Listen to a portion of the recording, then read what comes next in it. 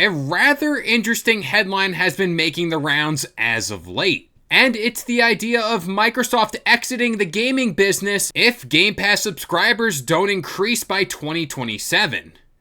Is this headline fact or is it fiction? Let's break this all down. Up next.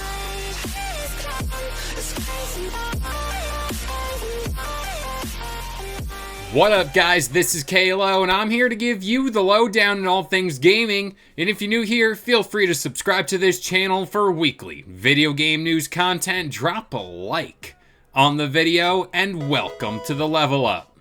Now, this headline is one that is generating a lot of fear within the gaming world, especially on the Xbox fandom side of things, but I want to assure you what you're missing here is some quite valuable context. So here is the chart that is in question that elicited this response from Phil Spencer. Quote, "I do not believe that is what the future of Xbox business would look like. This is a presentation from our devices organization to the gaming leadership team. So this is the view from our team that is chartered with building our hardware on what the future of the business would look like." He continued, "I can fairly safely say that if we do not make more progress than off this console, we would exit the gaming business. If this were the outcome, we would. I don't believe we'd still be in the business." So this chart basically shows the Xbox Game Pass subscriber count on PC, console, and cloud divisions. And it projects they will reach 100 million subscribers by 2030.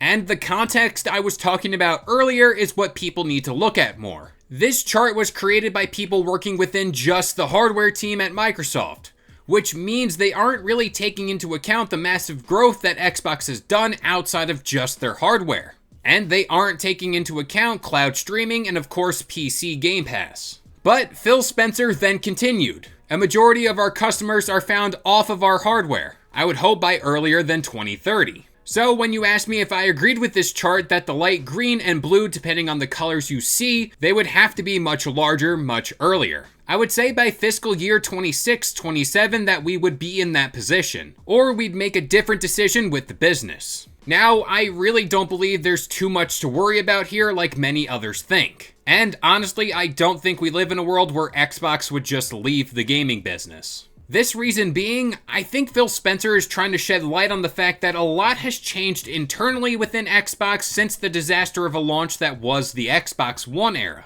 Countless investments have been made to bolster the Xbox portfolio, like acquiring Bethesda and now Activision Blizzard. Now, I believe in their most recent announcement, Xbox did claim they had around 25 million subscribers on Game Pass currently, and that number without a doubt will be going up over the coming years thanks to this Activision Blizzard deal. And personally, I don't think Xbox would go out of their way and take all these risks, like spending an absurd amount of money to acquire big studios like they've been doing in recent years, especially if they've seen a downwards trend for their gaming division as well. Another thing that isn't really factored into this whole chart is the mobile sector of gaming, which Phil Spencer claimed was a huge factor as to why they went out of their way for this Activision Blizzard merger.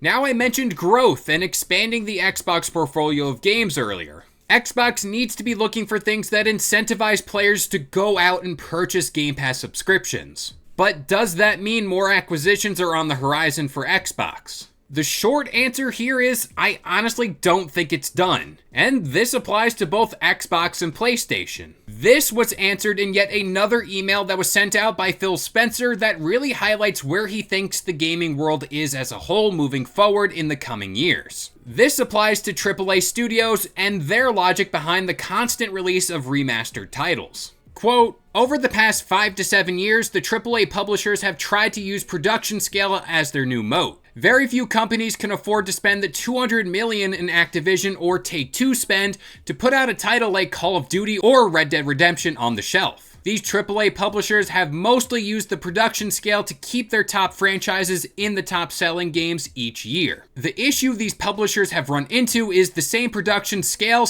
/ cost approach hurts their ability to create new IP. The hurdle rate on new IP at these high production levels have led to risk aversion by big publishers on new IP. You've seen the rise of AAA publishers using rented IP to try to offset the risk. Star Wars with EA, Spider-Man with Sony, Avatar with Ubisoft, etc. This same dynamic has obviously played out in Hollywood as well as with Netflix, creating more new IP than any of the movie studios. Specifically, the AAA game publishers, starting from a position of strength driven from physical retail, have failed to create any real platform effect for themselves. They effectively continue to build their scale through aggregated per game Ps and Ls, hoping to maximize each new release of their existing IP. In the new world where a AAA publisher don't have a real distribution leverage with consumers, they don't have production efficiencies, and their new IP hit rate is not disproportionately higher than the industry average, we see that the top franchises today were mostly not created by AAA game publishers. Games like Fortnite, Roblox, Minecraft, Candy Crush, Clash Royale, Dota 2, etc. were all created by independent studios with full access to distribution.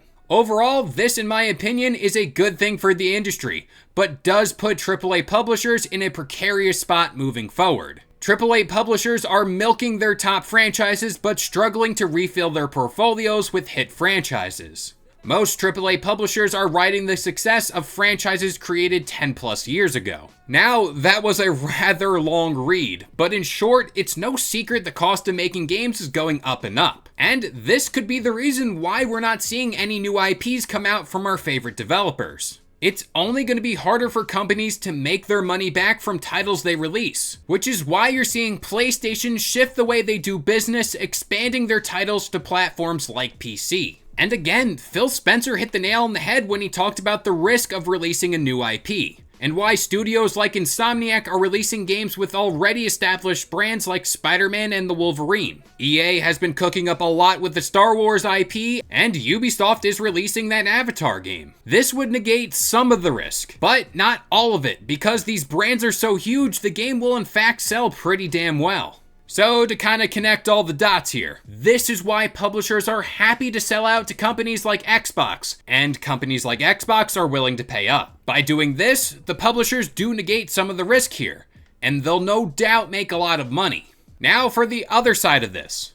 Companies like Xbox are willing to spend because they can take those massive IPs and place them into a service like Game Pass and grow their business. Then they could reinvest that money they made off those deals to produce new and exciting IPs. So with all that being said, I'm going to pass this question off to you guys. Where do you think the next studio purchase will come from? This could be from Xbox, PlayStation, or I'll throw Nintendo in there as well. Honestly, I don't know what side this will come from, but Sega has always been on my radar as of late, so I think it's going to be Sega being purchased by somebody. But that about does it here. I've been K-Lo. I gave you the lowdown on all things gaming, and if you're new here, feel free to subscribe to this channel for weekly video game news content. Drop a like on the video, and this has been the Level Up.